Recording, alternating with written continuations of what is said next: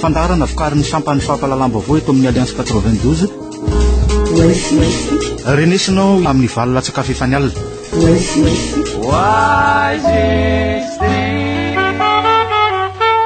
Miarabantsika andrary tompoko lahy sy tompoko vavy eto amin'ity fandarana izitsika ity amin'izao fainina ny volana novambra izao. Miarabanko ny taliany famoahana ny gazety anivon'ny groupe Ultima Media. Miarabanao Frank Ramarsson. Miarabanao Sineza, miarabako zany anireo mpienotsika amin'izao takarana feno 12 taona katroka tamin'ity androany ity moa zany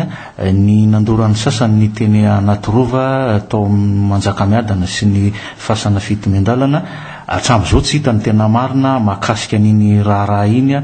toy ny tsy fahitana ny toeny ihany koa mahakasika an'ireny raharahany fahaverezany satro-boninahitry ny mpanjaka tany amin'ny taona 2024 ireny. Fampatsivana fo ny tantara aloha Frank Ramarsson sy ny antony zay hoe tsy mbola hita ny marina hatramintsika miteny zay. Tamin'ny 9 novambra 2024 tokoa zany dia nirehatra ny lapan'ny Manjakamiadana.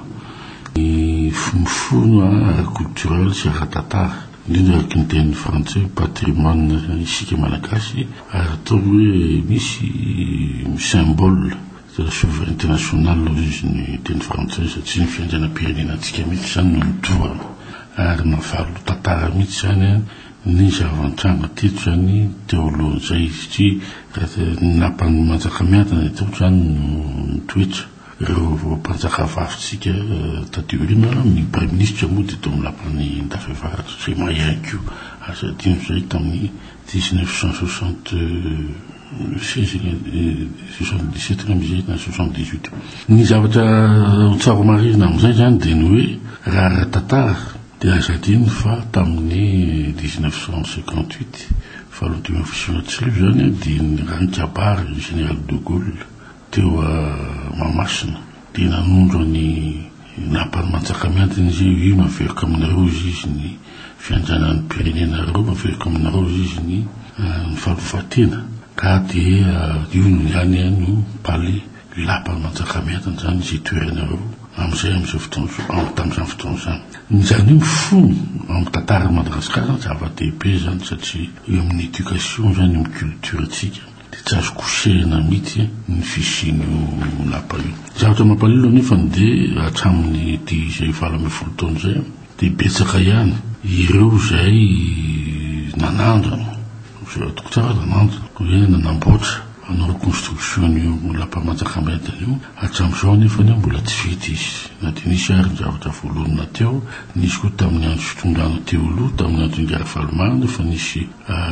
fahasoana travaux ihany nefa hatramin'izao nefa mbola 1,20 milliards ariary zay vao tanteraky io hoe vita soamantsara afaka tetao izy repas teknika momban'io. Ny zavatra azo marino dia ny hoe heritono tatia nandrona amin'ny lapan'ny Manjakamiadana dia nijery zay ilay fitondrana tonga teo tao tsara zany fa misy karazana suite politique le zavatra nanjoan'ny Madagasikara ary ny mampalahelo dia ohatran'ireny tamin'ny tantara hoe izy nandroan'ny lapan'ny Ndafevar tsy fantatra, izy namonany Retsimana tsy fantatra. Zao indray ianao ihany namerina azy tao tamin'ny 2014 tamin'ity fitondrana tetezamita nisy nangalatra le satroboninahitsy ny mpanjakarana valona voalohany dia io mahaiza amin'izao mbola tsy hita le izy dia efa dia nisoloana sary tsara zany izy tena arky ny teny français tena mibafoe mihitsy ny culture malagasy le izy ary tena mahafanaovana tsinitsinina amin'ireo taranaka taranaka anjina zay misy eto Madagasikara ny fisiny zany satria tsy manao effort zany tsy manana an'izay notion na valeur tsy manana notion zany ataontsika hoe patrimoine isika ny mpitondra ama izy tsy anatin'izany ataontsika hoe taranaka anjina zany ka tsy fantany dikany fa raha ny zava-misy loatra amin'izao dia zay mpitondra tateorina tamin'ny autorinan'ny 95 zany hatramin'izao dia hita zany fa natao tsarisary zany ny voninahitsy ny fiandrianam-pirenena amin'ity ataontsika hoe afiran'ny Manjakamiadana ity. Inona ny antony hoe tsy mampitohy an'le fikarohana ny marina amin'ireo tranga maromaro voatanisy teo Frank Ramarsson na nisy resaka inona ambadika zany rehetrarehetra zany ohatra? misy karazana ihany azo lazaina hoe politika afoleta mety avy any ivelany io mety avy any ampanjanakaratsika taloha zany mety koa zany le amiko le nanaovana le lampamanjakamiadana dia atoko hoe nisy nikasa ngambo amin'le firaisan-kina-pirenena dia hoe io zany natoko symbole to fontany symbole merina royaume royauté merina manko ny sasany dia io no potehana dia io zany fomba fampidiana an'le ataontsika hoe samy malagasy zay ny fahazoko azy amin'ny voalohany zany satria ary koa fomba fandemena an'le ataontsika hoe foko avy eto Antananarivo io zavatra io ary zay no tsara dinihana amin'izao ataontsika hoe amin'ny siècle misy atsika amin'izao hoe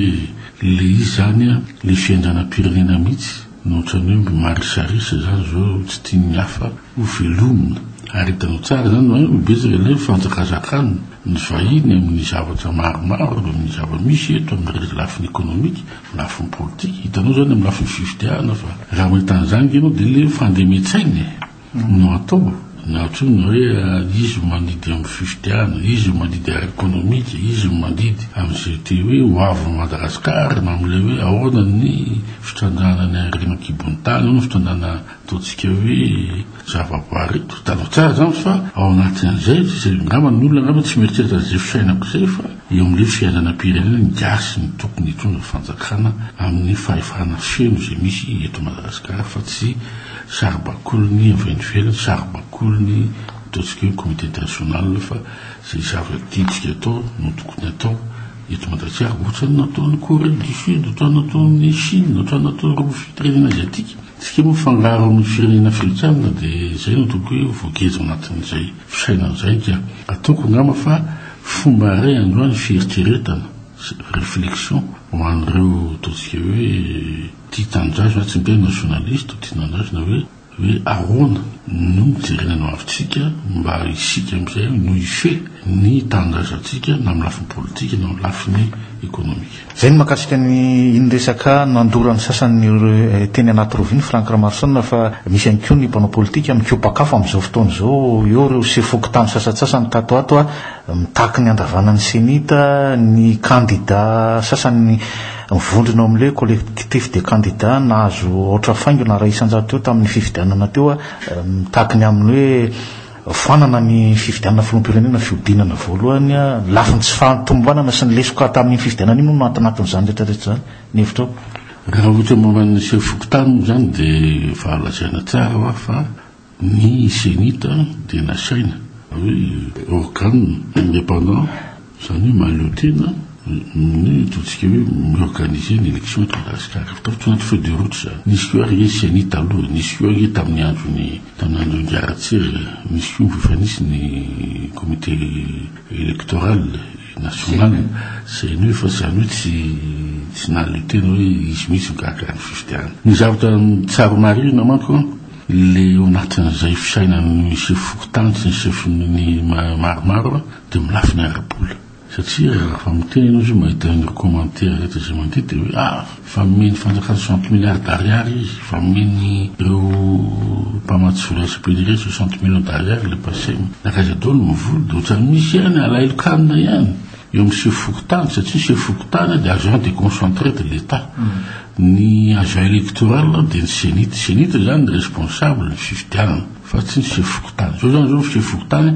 tiaka ny toera senita dia mifantanina mipetraka ao anazy fa izy moa zany tutelin'ny sefokotany ny district n'Antananarivo préfet n'Antananarivo ary ny ambony préfet n'Antananarivo ministère de l'intérieur misy zany ilay ministère de l'intérieur ao anatin'izay resaka zay hoe tsy izy no namena an'le vola be sy ny hoe namenazana le hoe fikarakarana fifidianana dia hitantsika zany fa ka misy ihany koa zany ka hoe sotasota ihany sabotage kely avy ny sefokotany fa raha zany ny aradi satria gouvernementara ihany io miaraka mikarakara fifidianana ny aradi tena nisy le totsika hoe karazana synchronisation ny action dia tsy betsaka ohatran'izao ny zavatra lesiko zay nisy zay zany zavatra ray faharoa dia ny hoe retratonareo zay hoe collectif candidat ozy ny sasany 0,. Ireo moa zany dia makaka fa feo azo mietraketraka teo aloha raha meno rehefa miteny taloha dia mandrahona ny fotoana izay nisy foana teo hatrany amin'ny andro ny aratsiry zany ka hatrany andro ny arafahalomana dia miseho azy hoe rehefa izay no miteny dia mangina fa dia anay izo mialatsiny andriamatoa izay collectif 0,, fa tsy afaka miteny tsony nareo tsy manana an'izay fahefana izay na alohan'ny vahoaka zany fa 0,, aloha zao ka mialatsiny fotsiny zany hoe maninona reo zany nareo zay mahavitra azo atao ohatany analambe rolo dia izy rehefa misy makany satria mety voatorabato ianareo mety eto Antananarivo nge tsy ohatrany any misy an'izay any province any eto olona fa ny olona tonga saina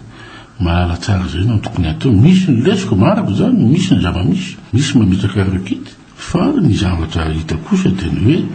zavatra efa mandeha efa nylaniana vola ohatrany koa dia matomonjarondefo dia aloha ndeha amin'izao zany fa ny efa hita zany ny lesiko tsy maintsy manaraka mitoizay mitoro hafa ndray le hoe manao disqualification dia hoe tsy manara-dalàna atao amin'le ataontsika hoe ny article 134 ny code électoral milaza azy tsara hoe inampy zany na ny zava-misy hoe mampiasa fahefa-panjakana mampiasa fitaovam-panjakana toko hoe mifidy fatson'olo ohatrotr'izay misy manko nametraka koa ataontsika hoe amin'ny candidat ray anako hoe zay karazana toko hoe requête pour disqualification rehefa manana profo izy mananina le hoitao ka manao hoe tsy mombany ery ny CES ny impartialité dia hoitao hoe aiza hoe zay zavatra zay zavatra zany zavatra hoe tadaviny olona ampitoviana le démarche an'lezy fa annulation zany dia mankara fa zany tsy possible mihitsy zany amin'izao fotoana zao raha zao ny tapafitsina hoe dia hainao anao annulation na 60% de toute participation zavatra insensé zany hoe izy novaza fa na tsara resahana fotsiny amin'izay rehetrarehetra izay dia ny hoe tsara mizaro ngamba mionona hoe mba manaona candidat any amin'ny législative dia mipetraka tsara aloha fa mbola dia volako lavaka mbola lava ny lalao izy ny olona izay no zava-tsara sa momban'iny fa amina trangana raharam-pifidianana ohatratonga hoe Franck Ramason mety misy ny fanitsanana candidat disqualification raha fijerinao azy efa nisy zany tany Afrika ka indrindra anatin'le hoe misy cour électoral manisy na candidat efa nisy zany keteto tany aloha tany efa tamin'ny andron'ny Rengaratsika nisy candidat nahitsana koa hoe tsy manara-dalàna tsy manao amin'izao hitanao fa nisy candidat nahitsana arato le anankitelo amina resaka voka-pifidianana na resaka voka-pifidianana betsaka hitanao zany hoe hitanao hoe bureau de vote ny sorona betsaka zany fa nisy iso anaty zaresanao zany izy zany rehefa misosoka amin'ny bureau de vote tamin'ny andro ny ara-valomana izy adiny fa tamin'ny le premier tour dia vita vato firy tany amin'ny automatsiatra sy tany Sakara sy tany Orombe zay netiny avocat netiny tany amin'ny HCC dia ny fafan'ny HCC tamin'izany dia lany premier tour dia vita fa zay manka adin'ny olona zay ASP zay fa ty manka resak'olona disqualifié raha misy preuve hoe tena hoe misy proof hoe ty zavatsy dia 8 ans zany zay lazainy CES zany hoe io nge tsy miankina tsony aminao zay hoe nanao le requête na miankina tsony fa miankina amin'le CES hoe tena mpitsara marina ve izy mahaleo tena dia 8 ans zay amin'izay vokany isoranao teto amin'ny fandarana tamin'izao arivo zao ary Franck Ramason misaotranao sinezy misaotra koa zany anareo nianao tsika amin'izao arivo mandra-pitafa amin'ny fotoanantsika manaraka ary tompoko lasy sy tompoko vavy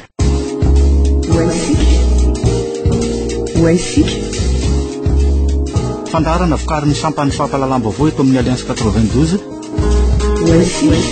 renesinao isaky ny alatsinainy alarobia ary ny zoma amin'ny valolatsakafo efany alina famirenana ny talata sy ny lakamisy ary ny sabotsy amin'ny valo sasany maraina